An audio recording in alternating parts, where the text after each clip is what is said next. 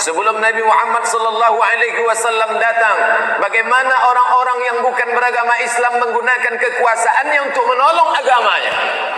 Dalam catatan sejarah, lebih 3 abad sebelum kelahiran Isa alaihi salam, di Samudra Hindia, di tengah belantara India, ada seorang raja bernama Asoka. Lalu dengan kekuasaannya dia tolong penyebaran agama Buddha hingga sampailah ke negeri kita, ke Pulau Sumatera, ke Semenanjung Melaya. Maka tidak dapat dipungkiri nenek moyang kita pun salah satu penganut agama tersebut. Dengan apa agama itu sampai?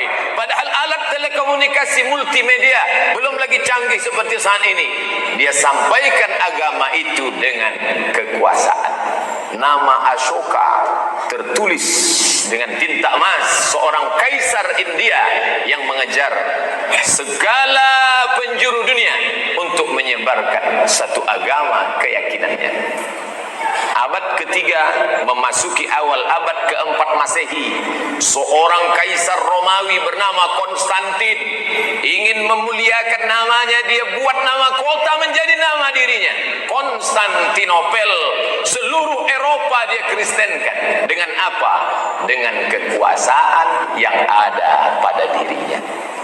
Bila orang tidak tahu keyakinannya ini apakah diridai Allah atau tidak, tapi dengan kekuasaan dia tolong agamanya. Mengapa orang beriman yang yakin la ilaha illallah Muhammad Rasulullah, tapi dia tidak berbuat apa-apa untuk agamanya? Kelak dia akan ditanya di hadapan Allah.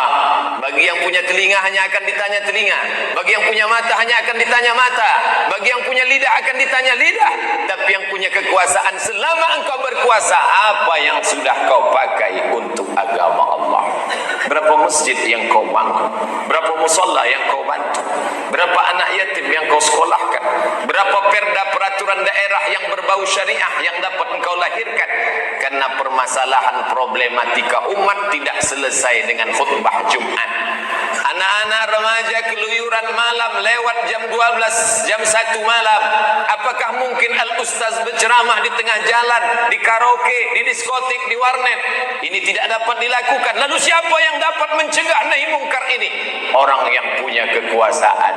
Maka dengan peraturan daerah, kepalanya diisi dengan hukum, dia ahli hukum, tapi hatinya senantiasa berzikir la ilaha illallah Muhammad Rasulullah. Orang Islam tidak dinilai karena kesolehan pribadi. Soleh secara pribadi, rajin puasa Senin Kamis, rajin solat Jumat, hanya untuk pribadi saja. Ayyahdiyallahu bika rajulan wahidan, satu orang dapat hidayah karenamu, khairum min humurin ni'am, lebih baik daripada engkau memiliki seekor unta yang merah. Unta merah adalah harta kebanggaan orang kafir musyrik jahiliyah. Engkau memiliki seekor unta yang merah, kau sangka kau sudah punya dunia dan seisinya. Bukan itu kata Nabi. Satu orang dapat hidayah karenamu, engkau lahirkan peraturan-peraturan yang dapat menjaga umat, yang dapat membuat mereka jauh dari yang mungkar. Khairum min humurin ni'am, lebih baik daripada engkau memiliki harta yang berlimpah ruah. Muslimin jamaah Jumat yang dimuliakan Allah Subhanahu wa taala, maka mari kita renungkan.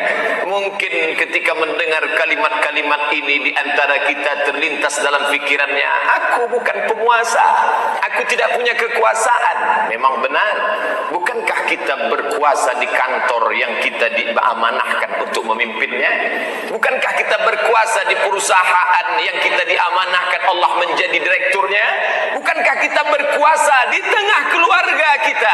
Paling tidak kita semua adalah kepala keluarga, dan kita berkuasa kepada anak istri. Ya ayyuhalladzina amanu, hai orang beriman, qu anfusakum, jaga dirimu, wa ahlikum, orang-orang yang berada di bawah kekuasaanmu, nar, dari api neraka.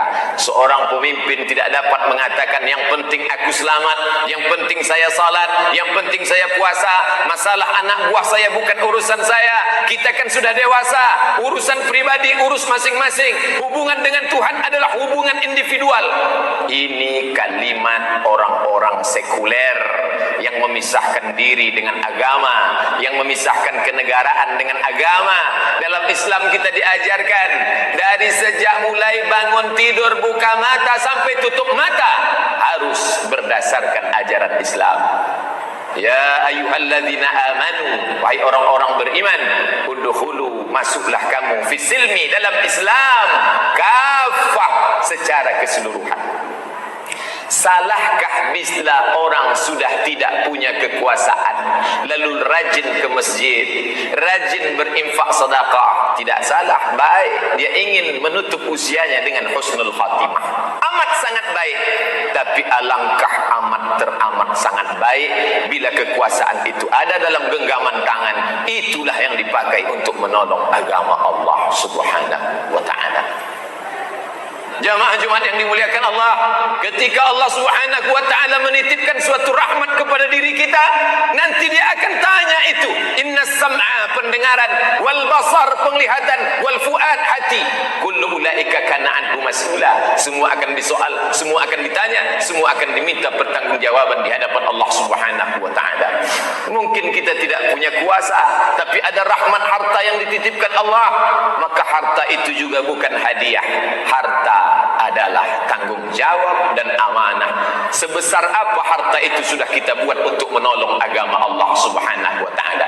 Syekh Muhammad Al-Ghazali, guru dari Syekh Yusuf Al-Qaradawi, menyebutkan dalam salah satu kitab tulisannya bahwa orang Perancis berinfak dalam tanda kutip, menghabiskan hartanya 150 ton emas untuk merubah agama kaum muslimin yang ada di Afrika Utara, Tunisia, Aljazair, Maroko. Khatib menyaksikan sendiri katedral besar tegak berdiri, menaranya mencakar langit di tengah kota Rabat, ibu kota Maroko. Padahal tidak seorang pun orang Maghribi yang berubah keyakinan. Mereka sudah siapkan harta begitu banyak.